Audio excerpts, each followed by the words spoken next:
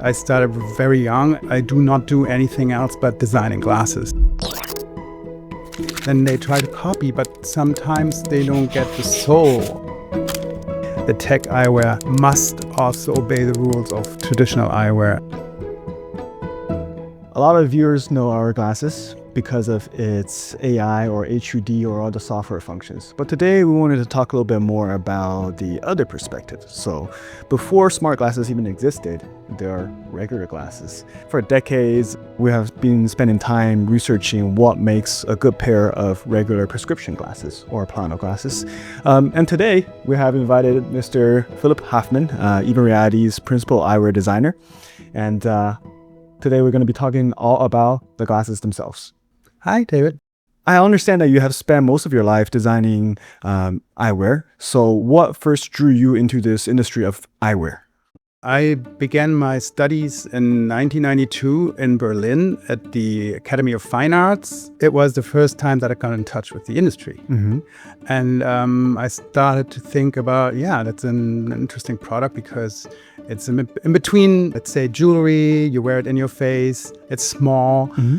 And do you wear glasses at that time? I always was depending on glasses since I aged 17. Actually, me and that friend, Harold, he was my team buddy during the studies. We developed that new kind of metal frame that didn't exist before in the market. It was entirely made out of one piece of flat stainless steel. Mm-hmm. And we were cutting it and bending it and then putting everything together without any screws or soldering.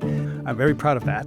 And then the story went, it was an instant success because the product was super fresh and nobody had that approach in the industry beforehand. Gotcha. What would you say? What separates a good pair from a great pair? I got stuck in this topic like for more than 30 years. I started very young and I do not do anything else but designing glasses. So if you throw a product on the market and other people see it and would say, oh, that looks cool, then they try to copy, but sometimes they don't get the soul of the product, where it really comes from. And in eyewear, you have elements where you need to pay attention to the detail and very closely, because if one line on that drawing is on the wrong spot, then it immediately looks not right. It's because it interacts so strongly with our face. It's all in the detail. And what we see a lot happening in this current market is that people just see the shape and then they just kind of like make something similar. And then in that process, they lose a lot of these intentional detail and choices that you designers make. And then in the end, it looks off and far from the original intention. So it almost looks like clashing elements altogether. And as I say, that's one of the issues that I see with some of these glasses that's currently out there.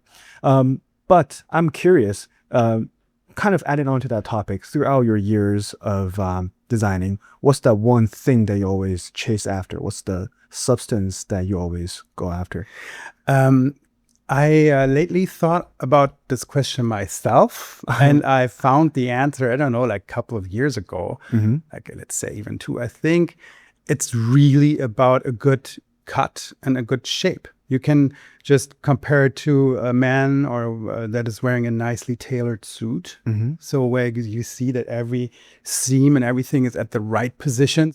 There's this saying, either the suit wears you or you're wearing the suit. And this is like with glasses, it's exactly the same, because sometimes even fitting glasses is not easy. If you see some campaigns of AI or tech glasses, then you see that the frame is not really sitting in the face, but it's like hovering in front of the face. And that looks kind of obscure or off. So the core, to come back to your question, the core is the shape and how it's worn is the key elements. But then the hard part is, since there's so many head shapes, face shapes, it's hard to find out a shape of glasses that works for everybody, isn't it? That is, we want to serve the world right now with 2 styles, and we hope that it will fit humanity.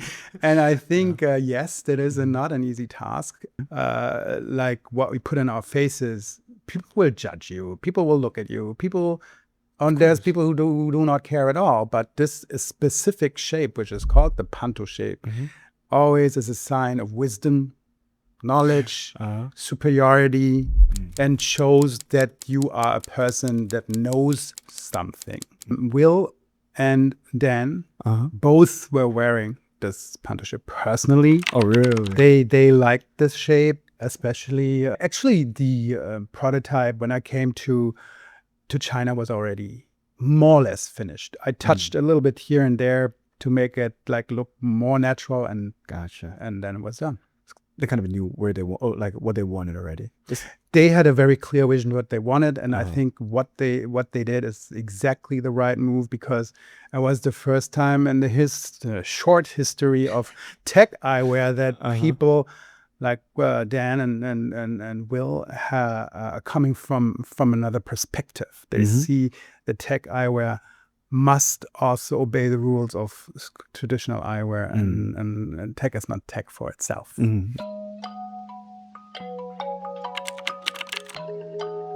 And I was curious, when we talk about Panto and Square, I was wondering, what is one choice that you made on the design that's pretty hard to notice, but you have put a lot of thoughts into? Okay, first off, we have 2 types, right?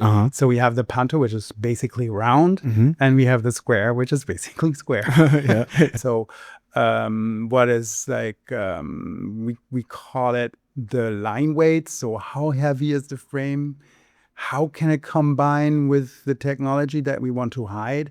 How can we be as filigree as possible and still put and cramp in all the tech parts? That was the challenge. And I think this was to balance all those elements and put them together in one shell was the big challenge. Gotcha. So it's like working and kind of figuring out the balance, and then sacrificing here and there to make everything work together still.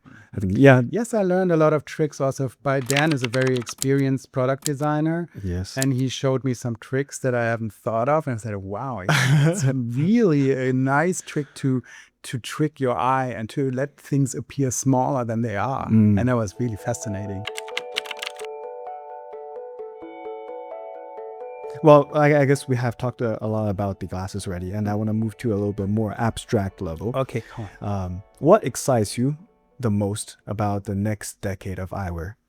I am super fascinated by these topics. We are talking about AI. I mean, it changes every day. And it starts already to be a huge helper in our daily life. I think I'm coming from a minimalist concept, and I like it when you try to be in this realm also as minimalist as possible, and not overload the product with too many features. I think this is helping.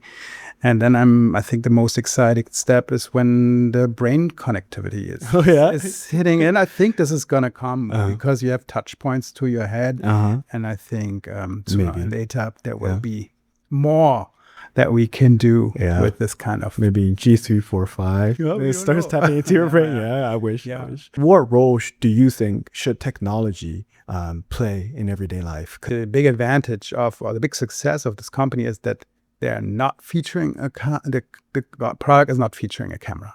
So all of a sudden this becomes an advantage. I think the camera thing, I totally agree that this shouldn't be in the middle of your face. And it scares people. And we also see that in Japan, you have very restricted privacy rules. And this is why this product is so successful in Japan, because they feel respected. And disrespect is, who wants to wear spy glasses all the time? It was always like there was this in the back head. It was, oh, that's that perv that is trying to film me secretly. And this is not a nice feeling.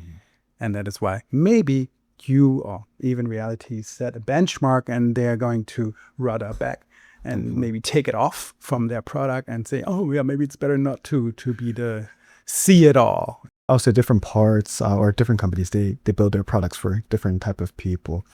Anything else you want to share before we conclude this short interview? I'm also very happy to be part of this journey, because if Will wouldn't have called me, then I wouldn't be here and taking part in this, let's say, merge between two universes. The universe of glasses that is like has a history of 800 years and the tech that has a history of 100 years. Making it even realities. Making it even Wow. more realistic. Anyways. Thank you very much, David. It was fun. Thank you, Philipp. I guess that concludes our little episode with Mr. Philipp Haffmans and the experience and journey behind these glasses. Thank you, Philipp. No problem. All right, we'll see you next time. Bye.